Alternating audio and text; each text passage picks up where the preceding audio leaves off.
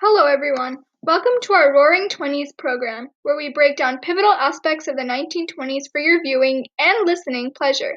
We're your hosts, Pranavi Galamudi and Ria Kripalani, and today we're covering one of our most requested topics yet, the flapper. Alright, so there's a lot to cover. Just to sort of set the stage here, let's start with who exactly the flappers were. Flappers were predominantly young women during the 1920s who adopted this sort of free, energetic lifestyle. We can consider them America's first generation of independent women, considering how they pushed the barriers of economic, social, and political freedom for women across the nation. The period prior to the 1920s was very suffocating for women as they faced so many restrictions. They had to dress modestly, which meant wearing full-length dresses, and had to maintain long hair and tie their hair back in a bun. On top of that, they were supposed to marry early and learn to be housewives, which consisted of taking care of kids and maintaining. And many women before the 1920s didn't know their lives could be any different. But during World War I, a lot of women entered the workforce and realized their potential. They discovered that they could do more than just be housewives.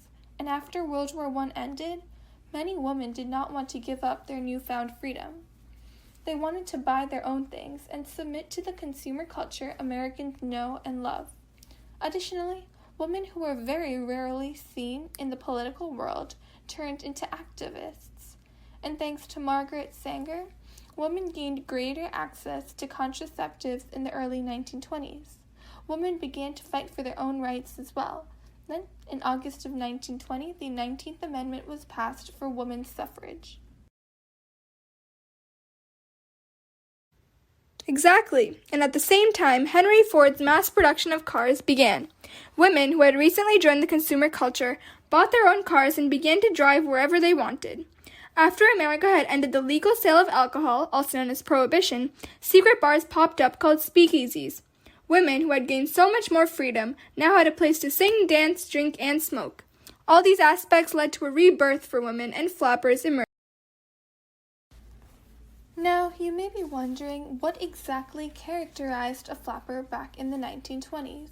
To be honest, the flappers of the time were incredibly diverse, since different women interpreted the trend in different ways. However, there was this idea of a stereotypical flapper that scores of women looked up to for inspiration. Right. The stereotypical flapper was a stylish luxe party girl who smoked and drank in public and danced in jazz clubs. And as we mentioned before, the increased accessibility of birth control and contraception meant that the stereotypical flapper was also a woman who had sexual freedom. And of course, considering how reserved and conservative society had been in years past, this new idea of the independent, free flapper girl came as quite the shock to the previous generation, who still upheld very Victorian ideals. Another aspect of the flapper that was in stark contrast to women from the past was their dressing sense. Flappers were notorious for wearing very garish, showy clothing. They did away with the corsets of generations past and instead adopted a looser, boxier, less form-fitting silhouette. They stopped wearing the long, full skirts and high necks of Victorian dresses because they were hard to manage. And, gasp, they wore shorter dresses that revealed their calves. How scandalous. It definitely was scandalous at the time. Flappers also wore high heels and makeup and cut their hair into short bobs, basically breaking every fashion role and stereotype for women that existed at the time. And guess what? Fashion trends weren't the only things flappers broke. They also destroyed every societal expectation of women's lifestyles. As we mentioned previously, they went to jazz clubs and nightclubs and smoked, drank, and danced in public. They openly flirted with men and even asked men out on dates. At the time, it was expected that men made the first move, but flappers turned that stereotype completely on its head. Along with the prevalence of the flapper trend among young women, the flapper trend spilled over into industries like film and advertising. Companies took advantage of the flapper trend and began to market their products, such as makeup and jewelry, specifically towards flappers. Some companies even used imagery of flappers on their advertisements to cater to the flapper crowd. And the influence of flappers went way past advertisements. Flappers were on the covers of famous magazines such as Vanity Fair and Life. Another mode of media that became really popular during the 1920s was films. Flappers were constantly depicted in films.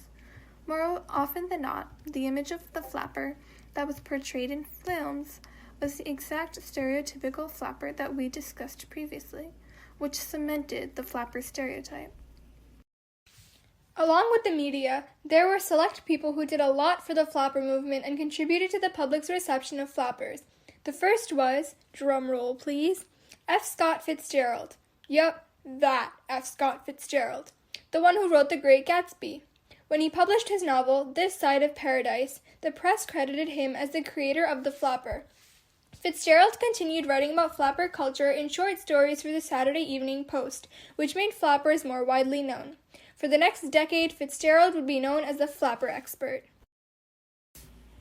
And hey, guess who else was a major contributor to the flapper trend? It was none other than Zelda Fitzgerald, F. Scott Fitzgerald's wife.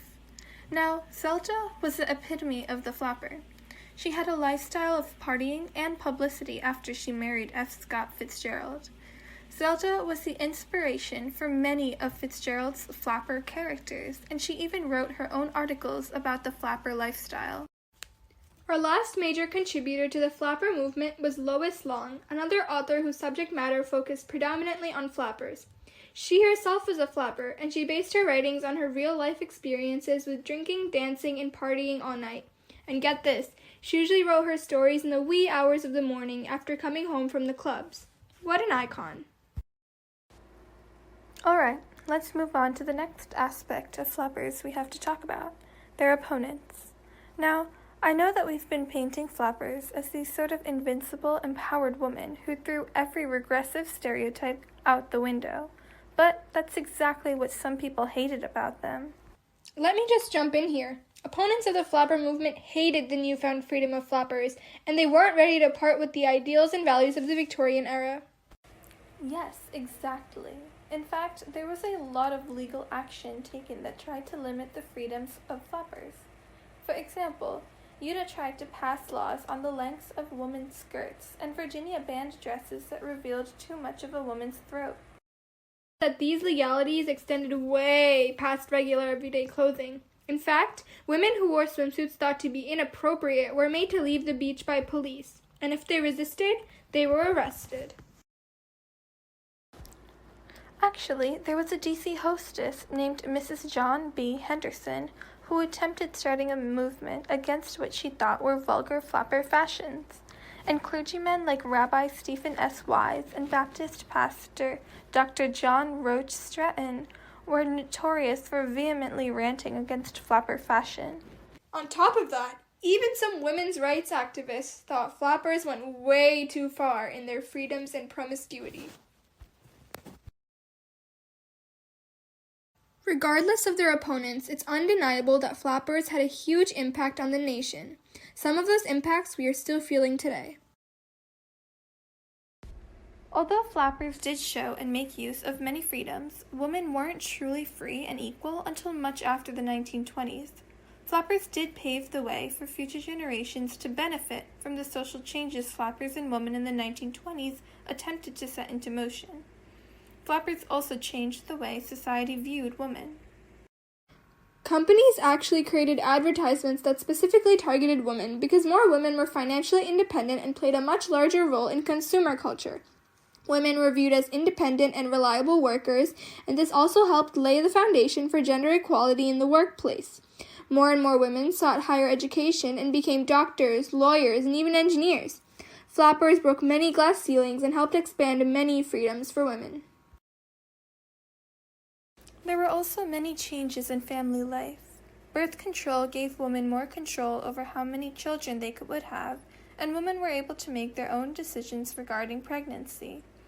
There was also an increased sense of companionship in marriages, although not equality just yet. For the first time, women were able to pursue their own dreams and weren't confined to being a housewife.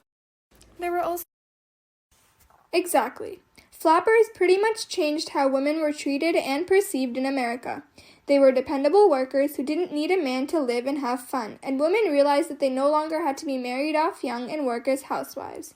Without the help of flappers, who knows how much longer it would have taken for women to gain more rights and freedoms. Thank you.